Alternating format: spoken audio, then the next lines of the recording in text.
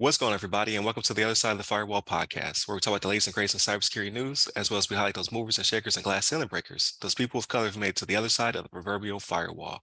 My name is Ryan Williams, and as always, I'm joined by Shannon. What's up? What's up? What's going on? So welcome to Tuesday's episode. So definitely continue to tune in. So Monday and Tuesday are topics, Wednesday discussion. Thursdays, I like to have a Ask a CSP, and I've had a really good round of interviews. So I have 2 or 3 more scheduled. They won't be every Thursday. I like to kind of spread them out. I know Chen has some time off coming up, so I'm trying to slide in there. So you have to listen to me myself to death for an entire week. But definitely continue to tune in, like, share, subscribe. Please check out our YouTube channel. I'd like to up those subscriptions. But without further ado, I'll give it to Shannon. First off, it's not as bad as you think it is when you're by yourself. We're our own worst critics. That's how. Man, it's terrible. It's not. It really is not. But okay, so this article is brought to us by Wired.com, written by, I hope I don't butcher your name here, buddy, Dhruv Malhotra. Okay. Title of this one is Nude Videos of Kids from Hacked Baby Monitors Were Sold on Telegram. So what ended up happening here was there was these nude videos. So this company, Hikvision, Hikvision, I hope I said that right.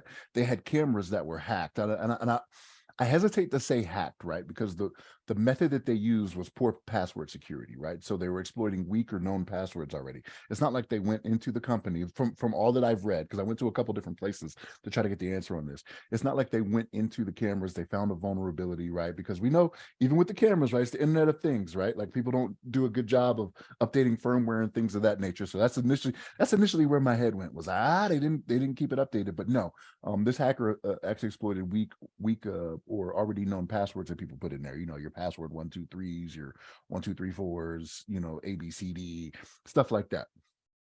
So the big thing here, though, is that they've been, whoever hacked it, this hacker actually put these videos out here on Telegram, right? So with Hikvision, something that kind of disturbs me a little bit about this is I went to their site, right? And I went and looked. I was like, okay, so what kind of press release do they have on this, right? Like, what are they talking about with this being released? Because they know it's out there, right? Through Wired. There's another place that had it as well. There's another who was it? IPVM. They had it out there as well. So I went looked in their blog, looked in past events, thinking maybe it'd be like a week or so old. Press releases, doesn't mention it at all. Right? Doesn't mention it at all. And we've talked about this before when it comes to public trust and these companies being honest with the people, right? With what's going on. And Hikvision's kind of been a little standoffish about it. Like, hey, yeah, we don't condone this or do anything about this, but we're not about to do anything about it, right? So IPVM, they were like, all right, well, look, since it involves you know, what we consider to be child pornography, like, we're going to turn this into the FBI. Then all of a sudden some action gets made, right? But yeah, IPVM contacted the FBI on this. And so it's crazy because they were actually looking into a different story. So IPVM was doing something else, and they came across this, that they were targeting all these people, right? So the hacker that's kind of taking responsibility for this, and this is actually a few weeks ago. This is a couple weeks ago, or a week or so ago, week and a half. The hacker that's doing this is like, hey, I'm trying to prove that cybersecurity needs to be something that we take care of, but I have another company of mine is Dahua Technology. Like, he's going to try it again with Dahua Technology, which is another type of company that does the security cameras things, right?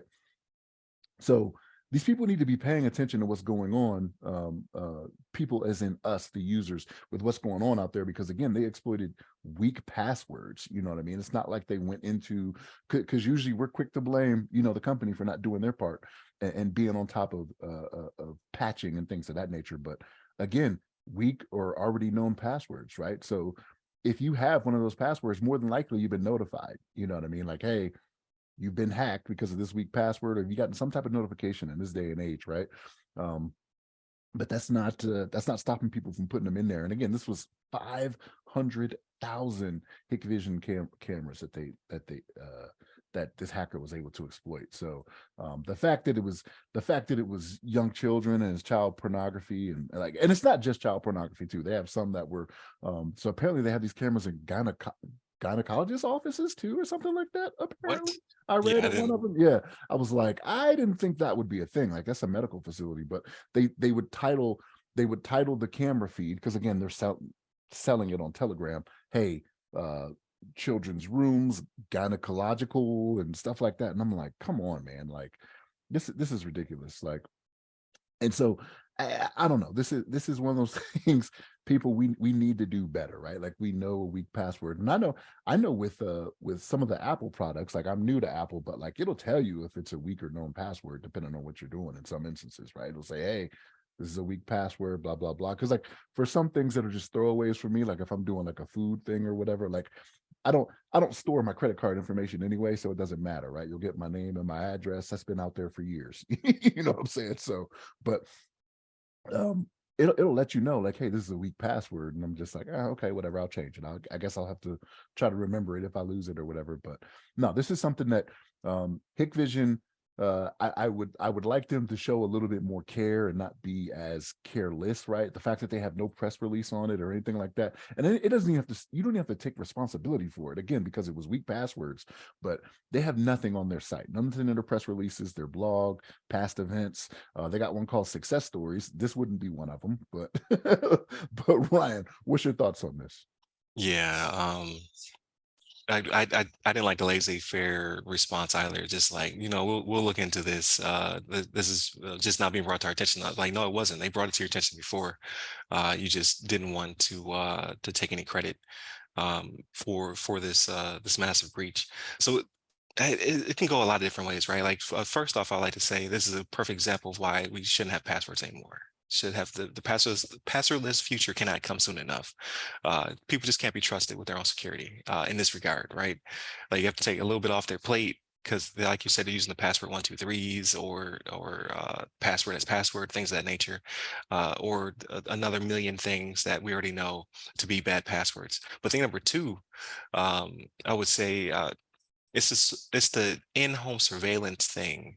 Like I'm guilty of it as well, right? Like so for our first two kids, the camera monitors didn't even exist, but we did have baby monitors. And like sometimes you pick up the neighbor's monitor if they use the same frequency as you, right? So that's like like old school, not really trying to hack people, but you could listen to baby monitors back in the day because they're fairly simple, uh, uh, kind of like walkie-talkies that are always on.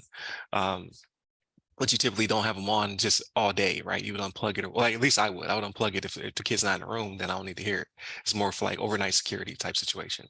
But then with the youngest, the video cameras came out, and then barely used it because it was kind of like I can hear them. Why do I need to see them? You know what I mean? Like, but I get that because you don't want your kid to potentially be an uncomfortable situation, right? Like all bunched up in a corner, or they don't have a blanket on, or there's a billion different reasons why you might want to be able to see the kid. Just make funny noises. You just want to have a visual representation. I'm already running to the room, right? But um, I get it.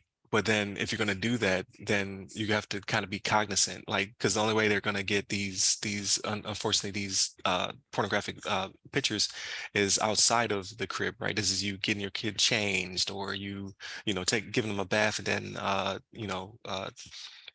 getting them dressed, things of that nature. So like during those times, maybe you should also cut the camera off, right?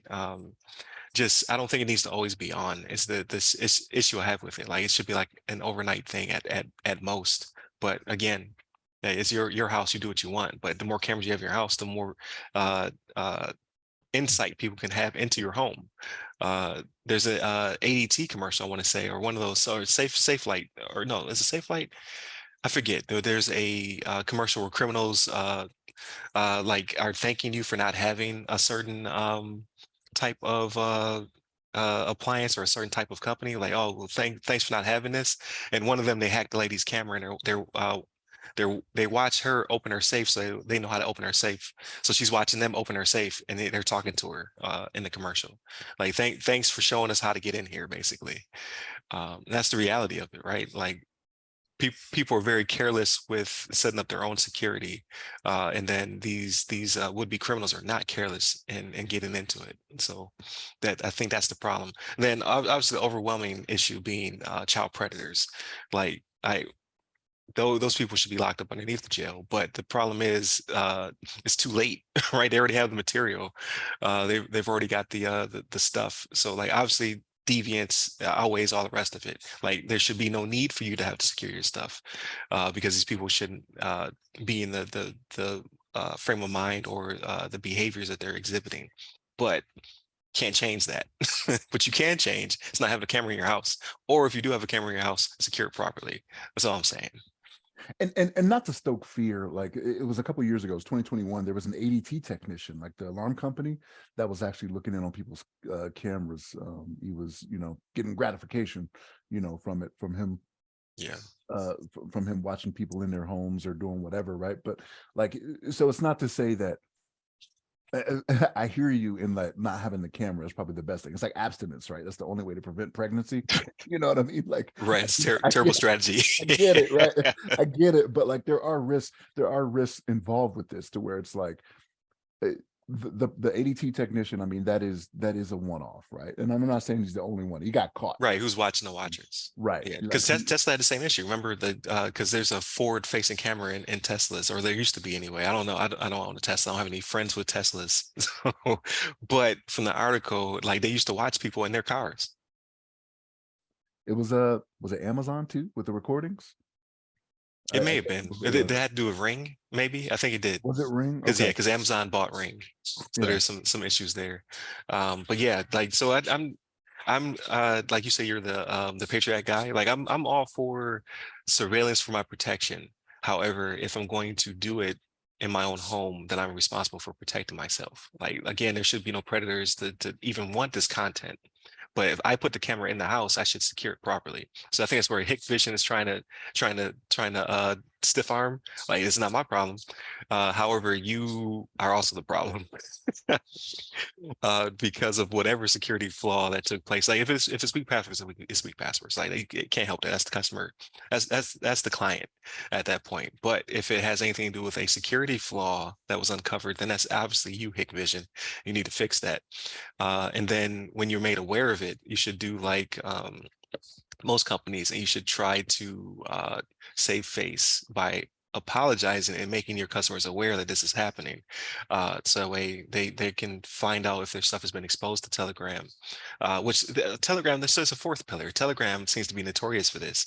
Like their lack of moderation. There you go. Their lack of moderation is uh, uh, storied, right? Like people are always complaining about Telegram. I've never been on there personally, but I hear you can get anything you want to get on there, because Apple was sued at one point for having Telegram within their marketplace. So people were able to just steal photos and things of that nature and put it on there.